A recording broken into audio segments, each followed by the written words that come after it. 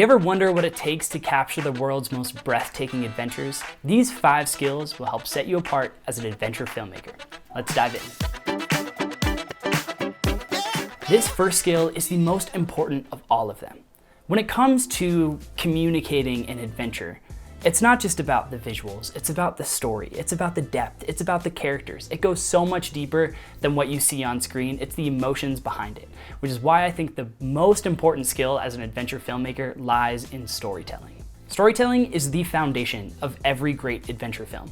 When you think of all of these amazing adventure films and documentaries that you've seen, from Free Solo to The Alpinist to the Real Rock films to every great ski film that you see from Warren Miller, a lot of them have a compelling story that keeps you watching. When it comes to storytelling, I like to structure my films in actually very similar ways every time I make an adventure film. Whether it's a ski film, a mountain biking project, a surf adventure, regardless of the discipline, I think storytelling has a few key principles that you can bring into every project. So regardless of what discipline you enjoy filming in the outdoors, I think these storytelling strategies can help make your films even stronger. When setting up a story, I first like to introduce the character. The character is the most important part of a story because typically having a character who wants something and has to overcome something to get it is a great blueprint for filmmaking. It's a great blueprint for adventure films. I am this person, I want to summit this mountain, and I have to overcome all of the challenges of weather and the physical fitness and the physical adventure of getting to the top of that mountain and getting down safely. It's a really easy blueprint in the outdoors. It's an especially great blueprint for climbing films because typically there's a route and the route has a crux at some point during the film which you can focus on, and then you can resolve it at the end once they summit the film or achieve their personal enlightenment that they're trying to achieve through this rock climbing adventure. So having a good character to start, having a conflict in the middle, and having a resolution at the end can be a great structure to providing good storytelling. There are a bazillion ways to tell great stories, and I might dive more into this in future videos, but I encourage you to research more into storytelling as a strategy and as a skill because that can really set you apart as an adventure filmmaker. For example, take a look at this footage that I captured about a year ago. Break down my walls, but I will rise again. See, I guess it looks cool on the surface, a bunch of hiking footage in Colorado, it looks awesome, but let me tell you the story behind it. I went on an adventure with a group of wounded, injured, and sick veterans who were using nature as a form of recovery. Once I'd gotten to the top of this mountain with one of the participants on this adventure, Kate, I sat her down for an interview, and this is what she had to say. I was told when I was diagnosed I would be dead in 5 years, and that was 4 years ago. I haven't really reflected at all about what trauma or what I've been through, but I was thinking, like, right now, this is amazing.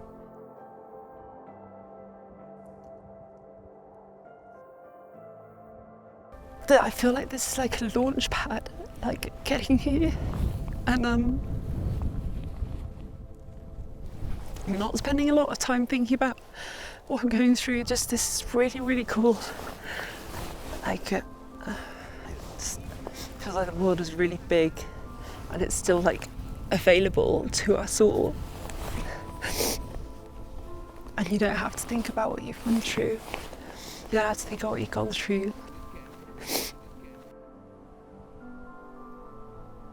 Do you understand how that might feel a little different? You might feel a little bit more invested in her adventure. You might want to see what she does next, which you can. It's out on this YouTube channel if you want to watch the full documentary. But I think the most important thing about this is that you connected with Kate.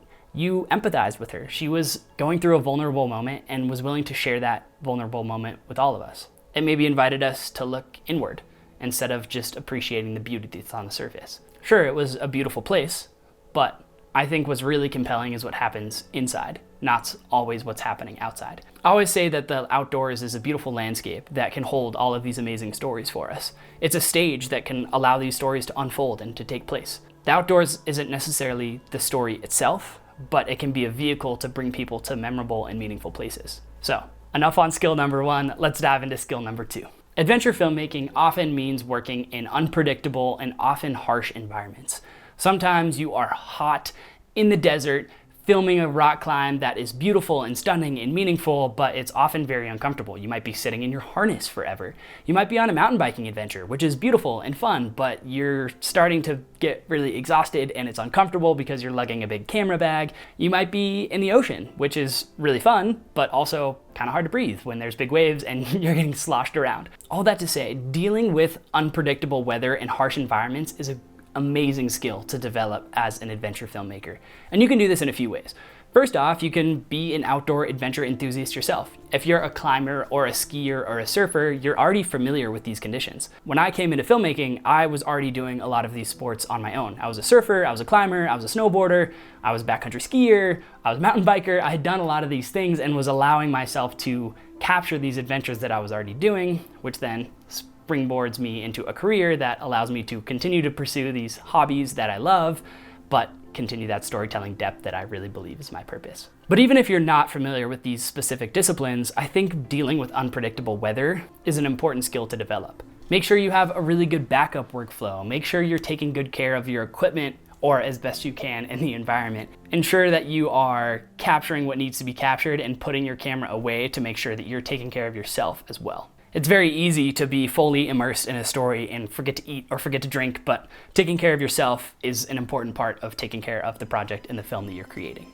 If you're not your best self, you won't be creating your best work. Which leads me into the next skill, which is physical stamina and fitness. Depending on the types of films that you're creating, it might require a lot of physical fitness and stamina to keep up with the athletes or the adventurers in the project. You might be hiking a big mountain. You might be carrying heavy bags into the backcountry. You might be doing a lot of different things that require your muscles and your mind to be strong. I've personally found in my own career that the stronger I am, also the more enjoyable the project becomes. If I'm climbing with elite climbers and I'm able to ascend up the rope quickly, I can get better shots, which makes it more fun, but I'm not as fatigued and wrecked by the end of the day, and I can keep enjoying a chat around the campfire at night. And taking care of your body is a big part of it, but taking care of your mind is also equally as important. Last year, and you may have noticed by the gap of YouTube videos being uploaded at the end of 2024, but I was really burnt out. I had filmed and was editing a massive documentary series about gravel cycling and was just doing a lot of different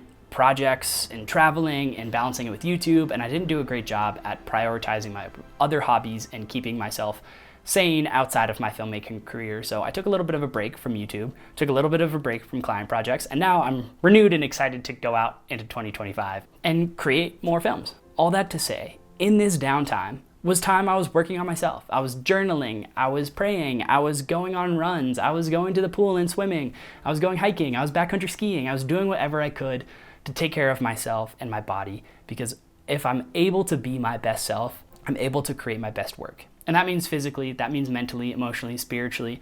All of these things that we can do to make ourselves better people allow us to make better films. We can connect better with others. We can keep up with more people on adventures. We can be more empathetic in interviews. All of these processes that we can do to become better people makes us better filmmakers. So yes, it's important to train for the conditions that you're gonna face. If you're gonna go on a big skiing adventure, make sure you're skiing before you go.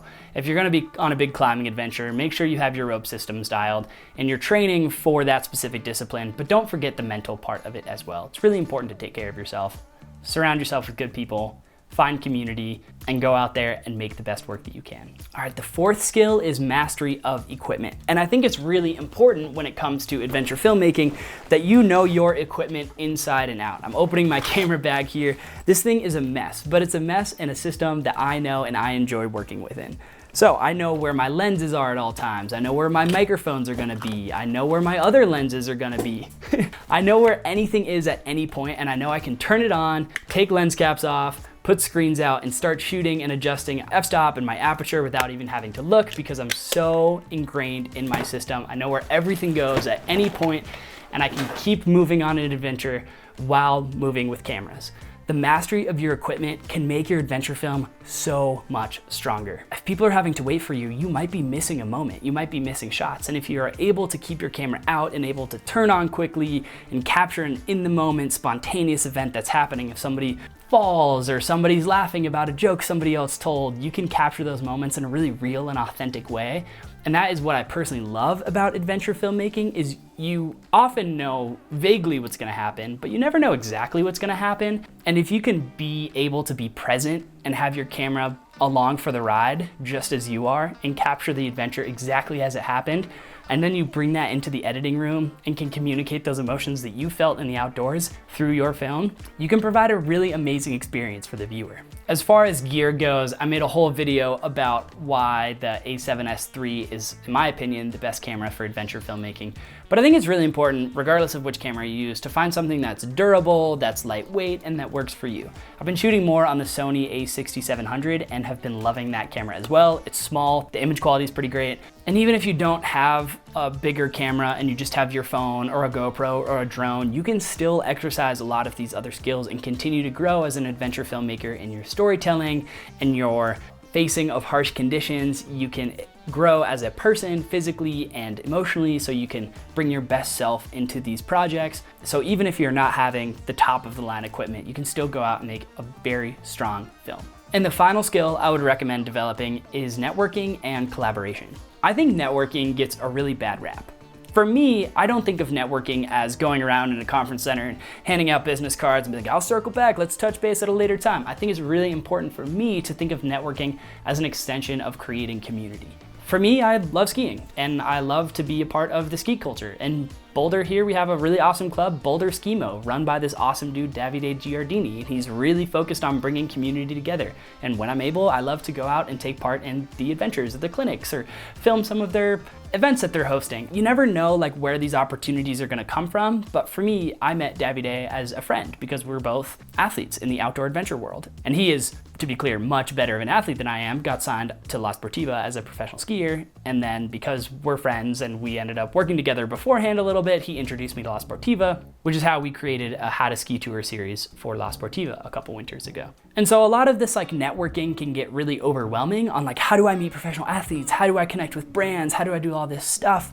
But if you show up and you're an active member of whatever outdoor adventure community it is, whether it's skiing or mountain biking or surfing or any other discipline that you are involved in or want to be involved in, just show up when events are happening. And if events are happening, it's a great place for people to come together. And when people come together, there might be a chance that brands will want to be a part of that. And when brands are involved in that, you're there and the brand's there, and you can start to make introductions, not as a sleazy business person trying to get something out of them or provide something to them, but just connect as people who both have a shared interest in this specific outdoor discipline. So that's for me why I think the skill of networking is really important to develop. And in order to do that well, you just have to show up. It's not a huge daunting thing. Just next time there's an event happening in your local area in an outdoor discipline you love, take your camera, ask to take some photos of it, or just take photos of it and do it for fun and see who you meet. So hopefully you gain something by watching this video. I know it's really daunting to think about making these big adventure film projects, but if you can think about focusing on these skills and understand that adventure filmmaking isn't just about capturing great shots, but it's about telling stories that inspire people and pushing yourself creatively or physically to go into the unknown and do something that might push you a little bit, but also might inspire others to do the same. So if you liked this video, feel free to hit that subscribe button. I got new videos coming all through 2025, all about adventure filmmaking, maybe some behind the scenes of some past adventures coming up soon as well. Thanks so much for watching. I love you. I'm proud of you. Have the best day ever.